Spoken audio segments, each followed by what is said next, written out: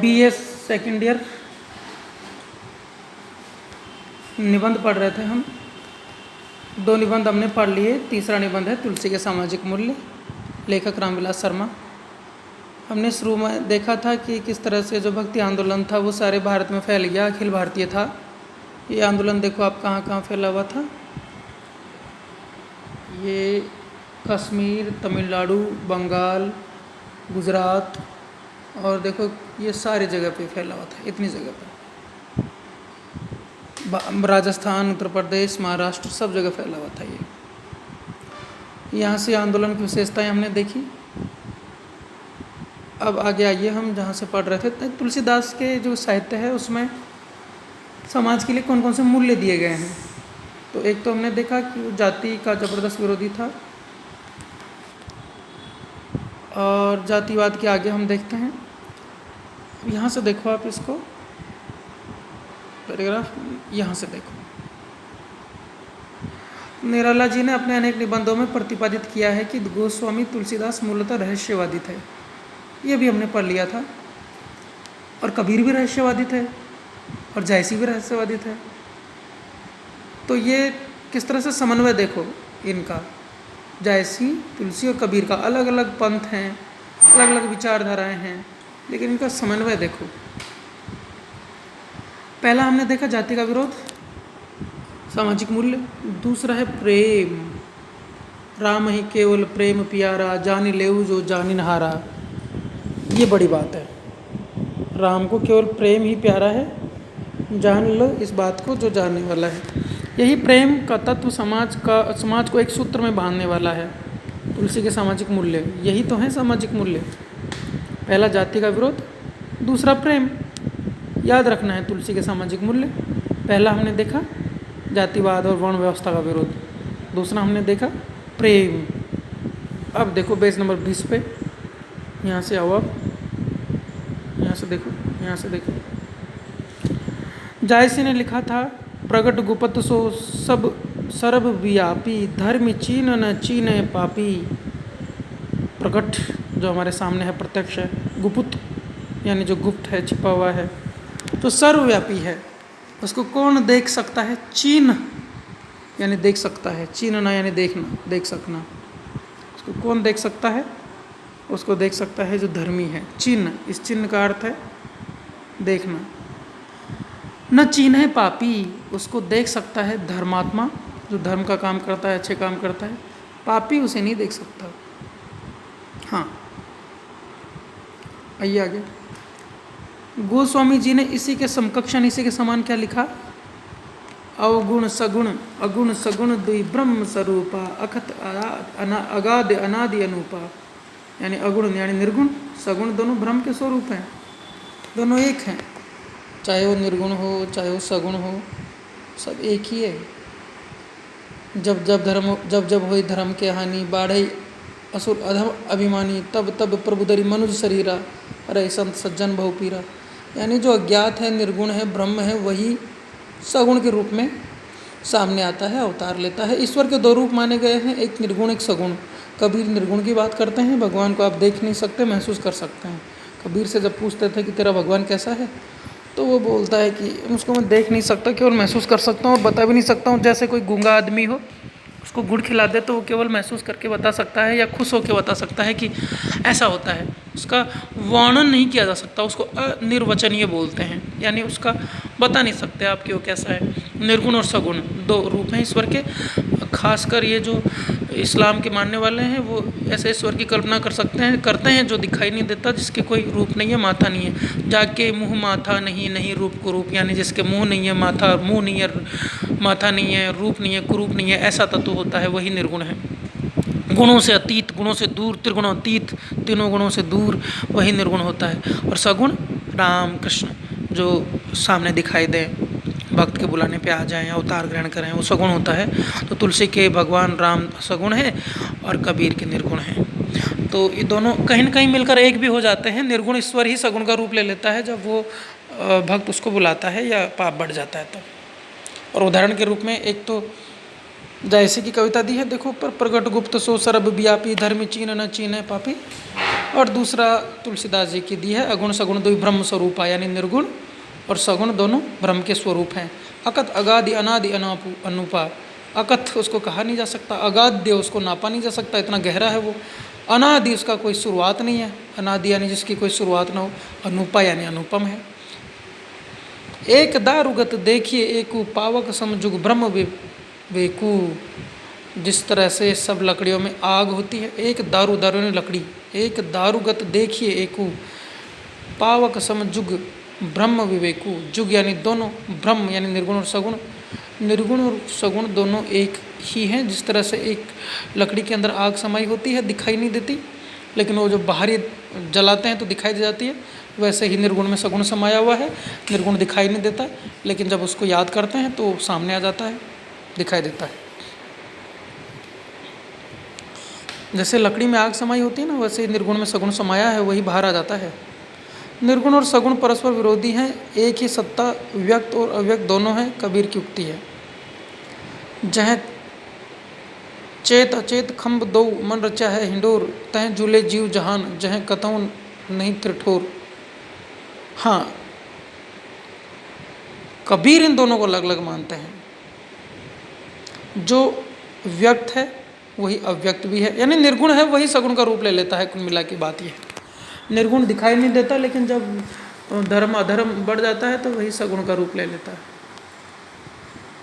कबीर जायसी तुलसी की एक सामान्य दार्शनिक भूमि है और उसी के अनुरूप उनके साहित्य की सामाजिक वस्तु में बड़ी समानता है।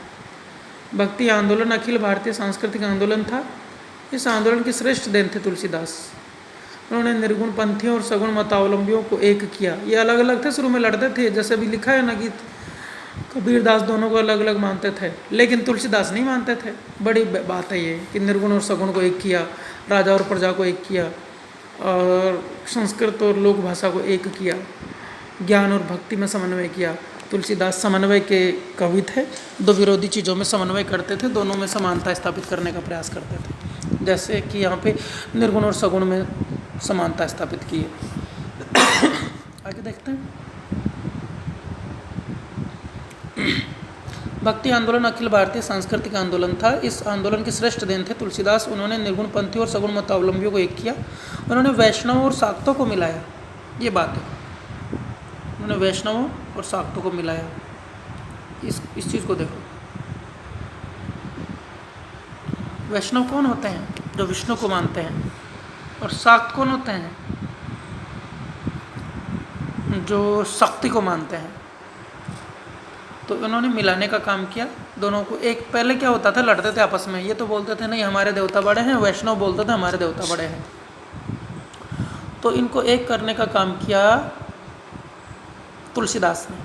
उन्होंने भक्ति के आधार पर जनसाधारण के लिए धर्म को सरल और सुलभ बनाकर पुरोहितों के धार्मिक एकाधिकार की जड़ें हिला दी।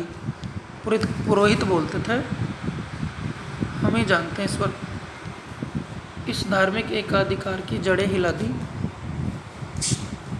तुलसीदास ने। तुलसीदास मानवीय करुणा के अन्यतम कवि हैं। उनके राम दीन बंधु हैं। सबरी गीद सुसेवकनी सुगत की न रघुनाथ। सबरी गीद यानी गिद्ध, जो सीता को बचाने के लिए रावण से लड़ने के लिए गया था, जिसके पंख काट दिए गए थे, उस गिद्ध की बात हो रही है, जिसका भाई था संपाति। सुसेवकनी सुगति की न रघुनाथ, ऐसे लोगों की भी सुगति कर दी रघुनाथ ने, राम ने। दीन बंधु हैं राम, गरीबों के बंधु यानी सहायक हैं। निषाद समाज का परित्यक्त अन्यज राम के लिए भरत संभ्राता है। निषाद को और केवट को वो बोलता है, राम बोलते हैं कि आप तो मेरे भरत के समान भाई हो। वनवासी जंगल में रहने वाले, कोल किरात आदिवासी राम के दर्शन से प्रसन्न होते हैं।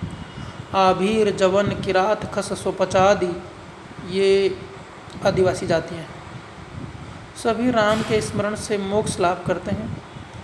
तुलसी स्वयं अपने को निम्न जनों में शामिल करते हुए कहते हैं, मैं खुद ही एक नीचा समझाने वाला कवि हूँ। तो खुद तुलसीदास भी कहते हैं, जातिहीन अग जन्म मही मुकुट कीन असनारी। जाति मेरी छोटी है, अग यानी पाप, इस जन्म में मैंने पाप ही पाप किए हैं इस धरती पर। मही यानी धरती पर। मुकुट कीन असनारी, मेरी मुक्ति किससे हुई है?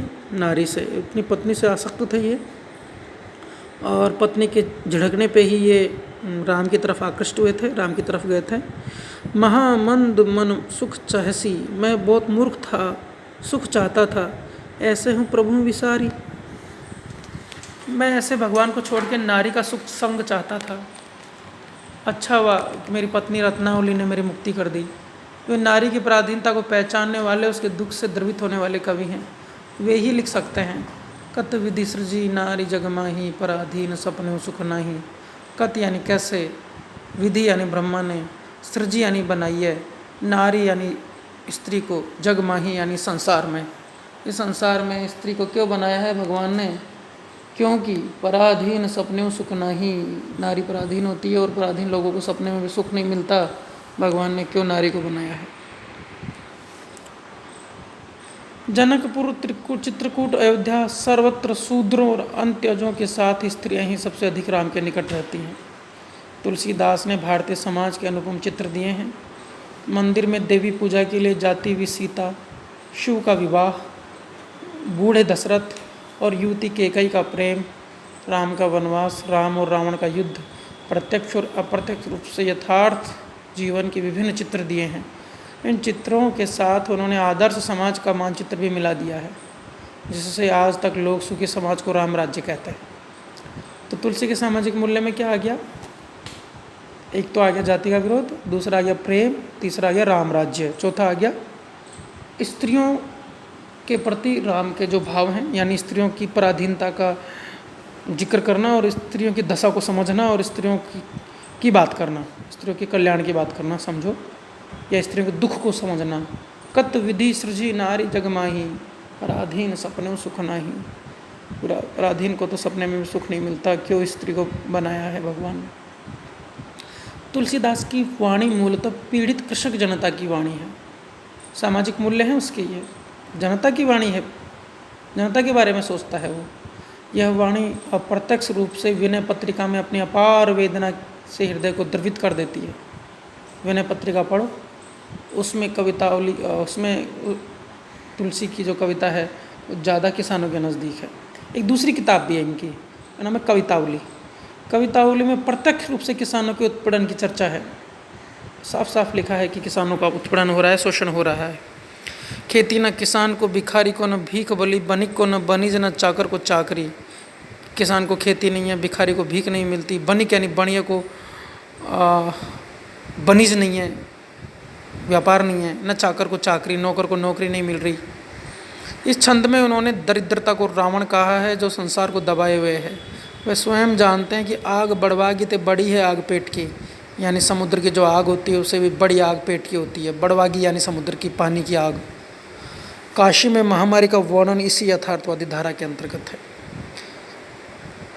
तो बताया है कि तुलसीदास के जो सामाजिक मूल्य है उसमें प्रेम, जाति का विरोध, स्त्रियों की दशा और किसानों पे जो वर्णन है वो किया गया है। और तुलसीदास इनकी पीड़ा से परिचित थे, जानते थे और इनके उद्धार की बात करते हैं। आगे हम नेक्स्ट क्लास में पढ़ेंगे।